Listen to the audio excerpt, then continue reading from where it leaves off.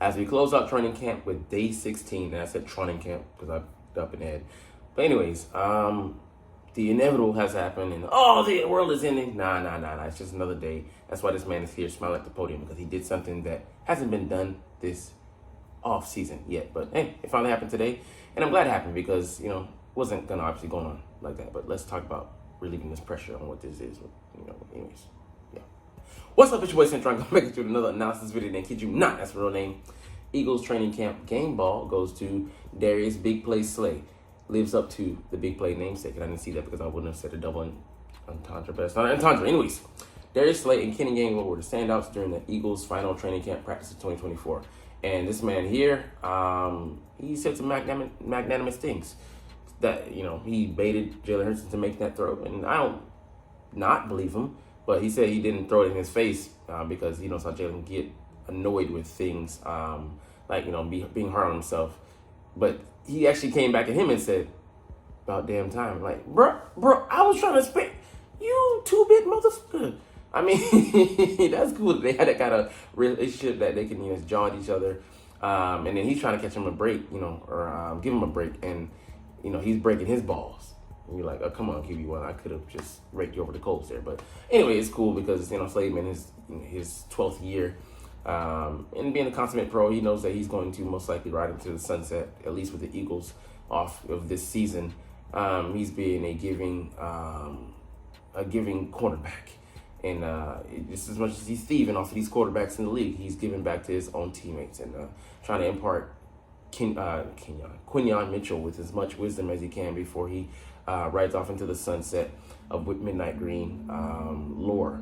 And, I appreciate him for doing that because he could be selfish and be self-serving and try to hold that all to himself.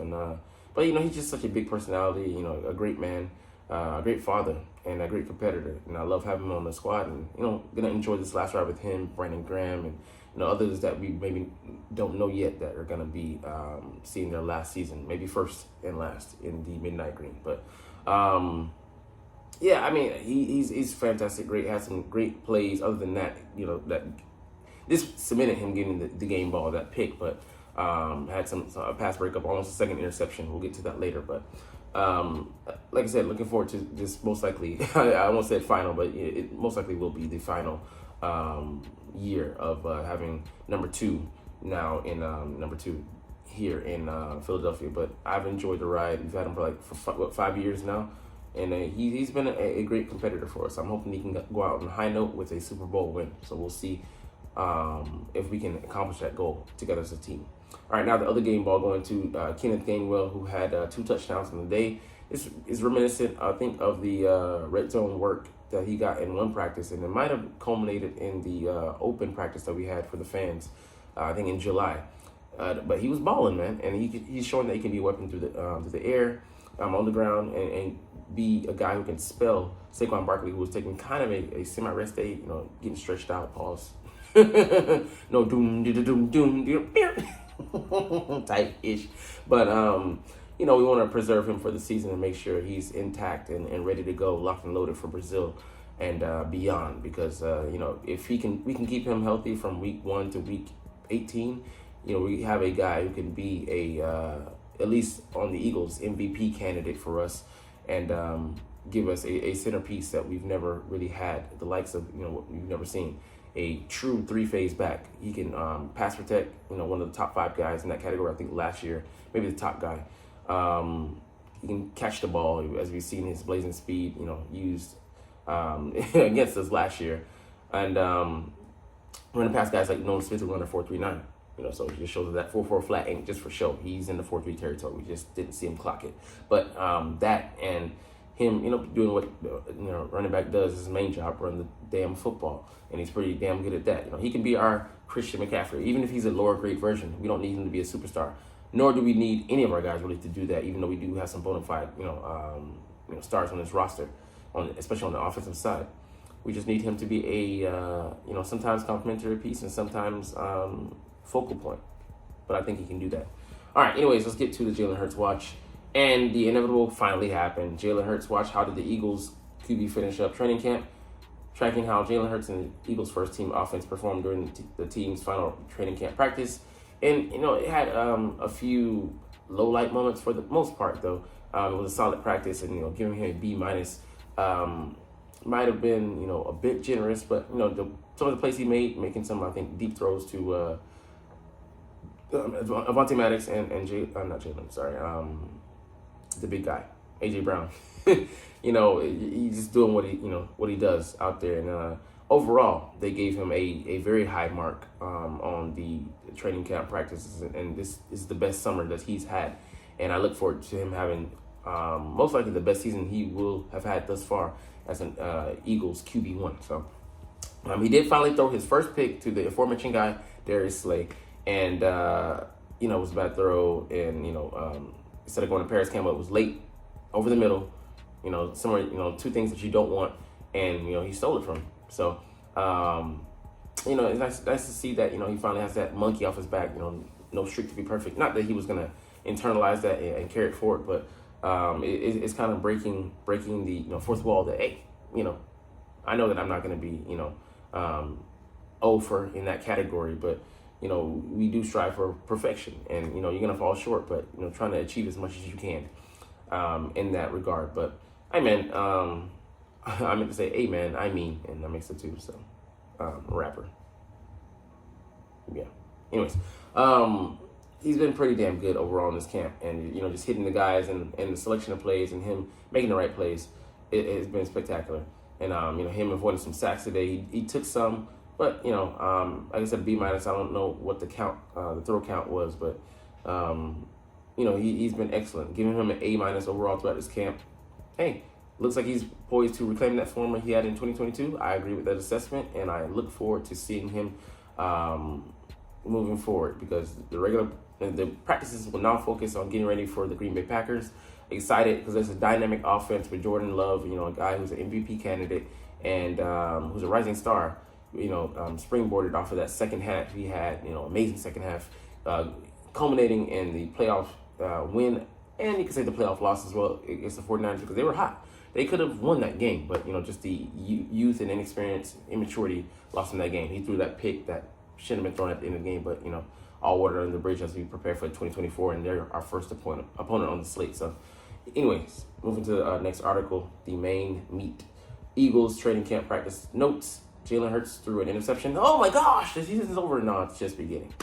So the season is officially over, and they're being facetious.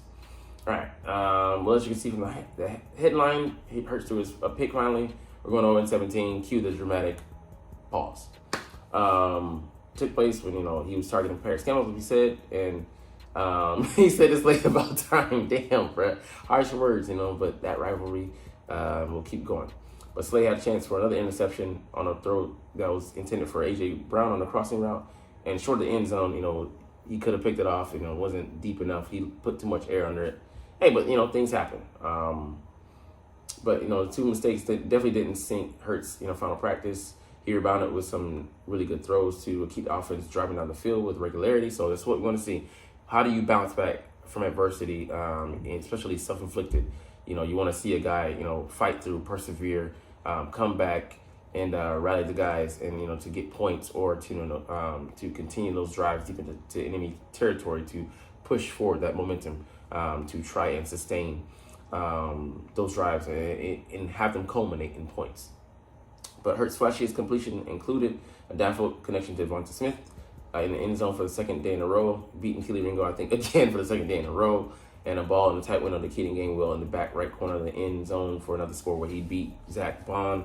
Hey, tough, man, because, he dove for that one, and he got his ass cheek barely into the end zone. So people are like, oh, Zach Bond, just sit down. No, Nakobe Dean, I don't trust him in coverage, man. To be honest, I trust him going forward, and it's not just his physical dimensions, his stubby arms, he's fast, he's quick, he can diagnose, but in pass coverage, I haven't seen him. I actually watched, because I was arguing with, I am arguing with a fan, of the Eagles. I don't mind. I don't give, because I make content. You respond. It is what it is. You can try and make what you will of the content, but you got to properly digest and digest what I'm saying to be able to properly respond and not be in delulu land. Anyways, this guy believes that Nakobe Dean should be the starter. The coaches say otherwise. unless there's some deep, dark, well disguised plan we have of starting the giving the first team snaps to Devin White and Zach Bond, and believing that Nakobe Dean's gonna come from behind. If they name him as a starter, I'll be shocked. Not because he doesn't have the ability to do it, but why would you waste precious practice reps on guys who aren't gonna get who aren't gonna be starters for a guy who you're prepping, unless you're doing some deep psychological turnabout where you're trying to motivate him. That's just dumb. And I mean, I'll go into this field, but it doesn't make sense. It just doesn't make sense. So, which is why I don't get the argument. If he's as good as advertised, he should be starting. And him getting a lot of playing time actually speaks to the antithesis of that. So, I mean, call me crazy, but whatever, man. Anyways, I wasted enough time on this loser. He threw a ball in a tight window. We talked about that. So overall, the positive outweighed of a couple of bad reps, and they're giving thumbs up to Hurts here. I could see a thumb sideways, but anyways, he's ending on I would say on a strong note. And we talked about Saquon doing some stretches. He's not out there. You can see for yourself he's getting his back blown out. I'm kidding. Just making sure your boys lose. This is pre-practice, but we don't want to see our star that we paid $39 million to over 3 years. Yeah, out. But we did have some guys, kind of questionable, Dallas Goedert with an oblique, eyebrow raised, something to monitor. He didn't practice. Jalen Hunt, oblique, didn't practice. He needs to work. Trevor Keegan, a key backup, rookie out of Michigan, left guard. We haven't played at left guard so far. Hip, did not practice.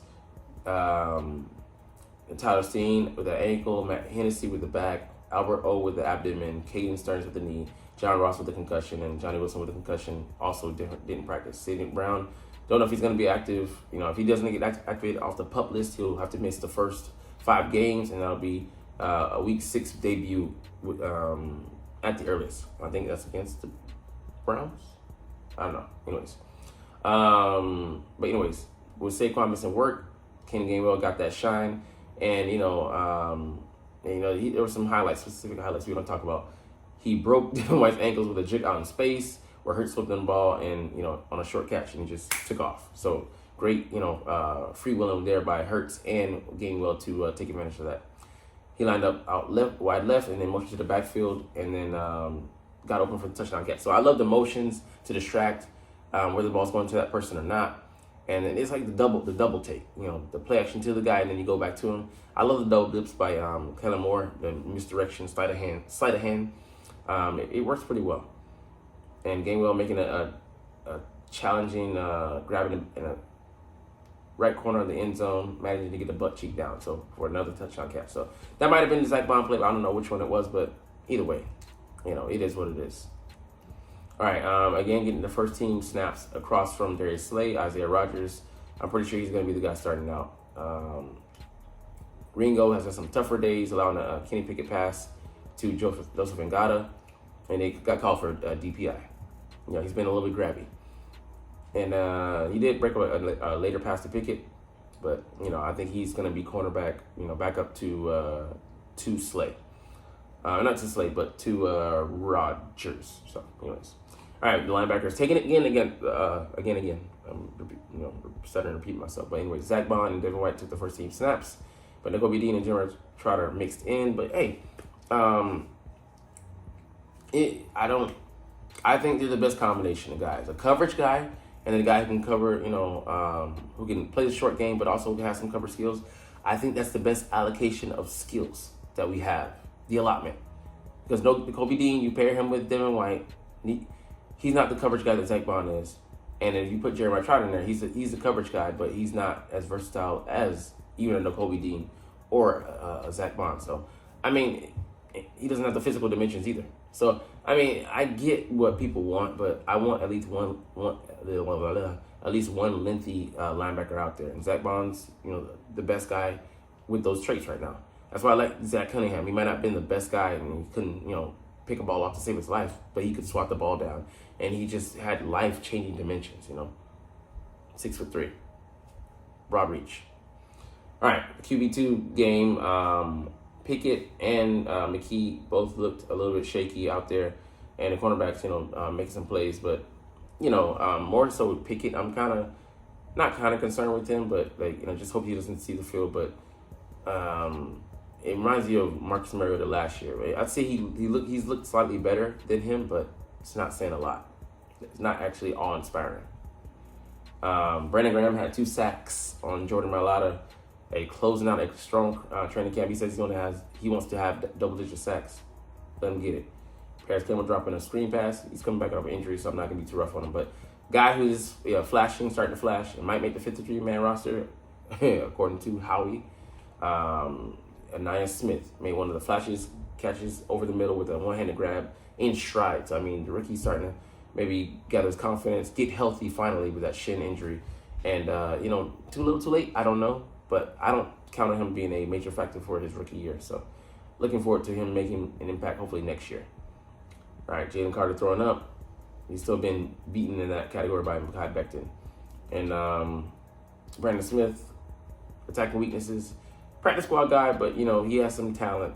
Just hasn't, panned out as of yet. All right, they ended up on some one-on-ones. Cooper DeJean, making sure that Britton Covey couldn't haul in a pass.